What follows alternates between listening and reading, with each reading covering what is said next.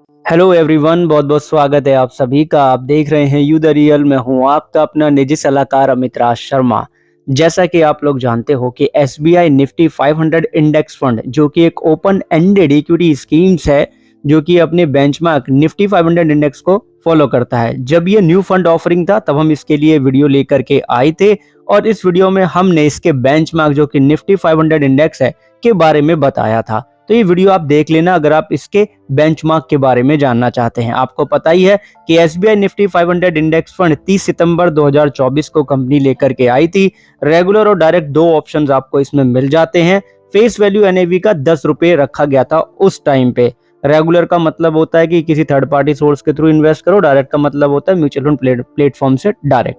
Fund manager है श्रीमान विराल छाबड़ा जी और असेट्स अंडर द मैनेजमेंट है 817.36 करोड़ का अभी। ठीक है, अब ये जो असेट्स है अंडर द मैनेजमेंट उसको कैसे एलोकेट करते हैं फंड मैनेजर, यहाँ पे साफ बताया है कि जो 500 इंडेक्स फंड के अंदर जो स्टॉक्स अवेलेबल हैं, जिसमें आपके मल्टी कैप फंड होंगे क्योंकि लार्ज कैप भी होगा, मिड कैप भी होगा स्टॉक, और आपका स्मॉल कैप स्टॉक्स भी होगा, उसमें कम से कम 95% का इन्वेस्टमेंट तो रहने ही वाला है। अगर 95% आपका स्टॉक्स में रहेगा तो 5% गवर्नमेंट सिक्योरिटीज में रह सकता है, राइट। तो यहाँ से हमें पता लग गया कि ये वेरी हाई रिस्क कैटेगरी का फंड है। यहाँ पे हम जो इन्वेस्टमेंट करेंगे उस पे हमारा वेरी हाई रिस्क रहने वाला है।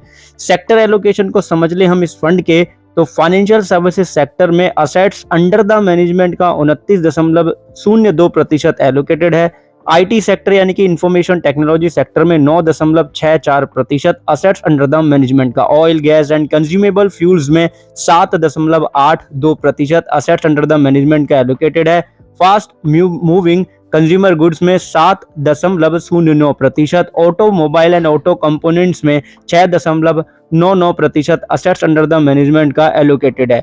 हेल्थ केयर सेक्टर में भी असेट्स अंडर द मैनेजमेंट का 6.32% असेट्स अंडर द मैनेजमेंट का एलोकेटेड है, और कैपिटल गुड्स में 5.69%। अब असेट्स अंडर द मैनेजमेंट कितना वो ऑलरेडी आपको बता दिया, उसका ये परसेंटेज है। रेस्ट आप यहाँ पे पॉज करके पढ़ लीजिएगा सेक्टर रिप्रेजेंटेशन को समझने के लिए। ठीक है, यहाँ पे परसेंटेज दिए गए हैं।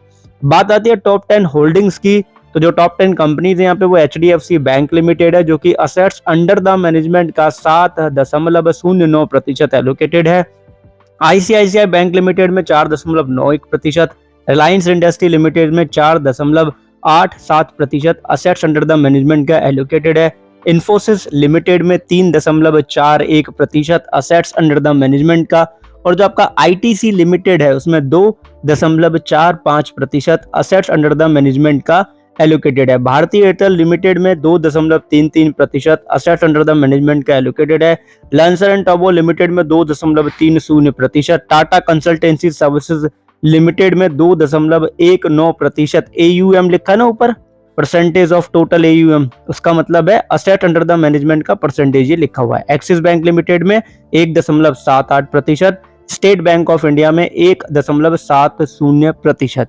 तो ये टॉप 10 कंपनीज के अंदर 33% से ज्यादा का एलोकेशन। ये पीडीएफ आपको चाहिए तो टेलीग्राम चैनल पे आपको 2 दिन के बाद मिल जाएगी, आप चेक कर लीजिएगा, राइट।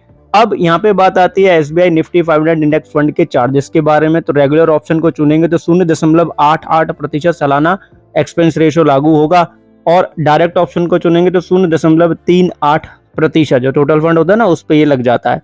एंट्री लोड चार्ज आपको नहीं लगता है। अगर जैसे ही यूनिट आपको मिली उसके 15 दिन के अंदर आप एग्जिट करते हो तो 0.25% आपको एग्जिट लोड चार्ज लग जाता है। 15 दिन के बाद एग्जिट करोगे तो कोई चार्ज नहीं लगेगा।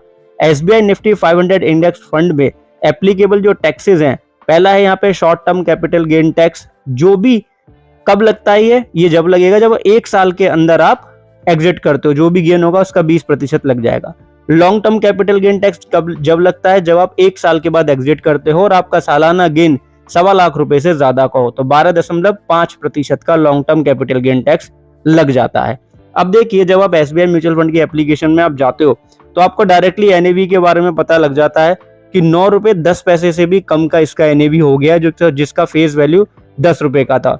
तो ऐप पे आपको पता लग जाता है कि माइनस में 6.43% हो गया, यानी कि फंड जो है वो नेगेटिव रिटर्न यहाँ पे दे रहा है, और एप्लीकेशन पे ना सारी इन्फॉर्मेशन आपको पता लग जाती है। अब एनएफओ की डिटेल हमने शेयर की थी, राइट। तो हमने अब जब अपडेटेड हो गया तो भी आपके साथ इन्फॉर्मेशन शेयर कर दी है। ऐसे ही हम जब भी किसी एनएफए की डिटेल आपके साथ शेयर करते हैं उसकी अपडेटेड इन्फॉर्मेशन भी शेयर करते हैं। तो इसलिए वीडियो को लाइक एंड शेयर कर लेना। म्यूचुअल फंड में रिस्क होता है, ये चीज आप ध्यान रखना। ठीक है, धन्यवाद आप सभी का, अपना ध्यान रखिएगा और चैनल को सब्सक्राइब जरूर कर लेना, तभी इन्फॉर्मेशन आगे मिल पाएगी। धन्यवाद।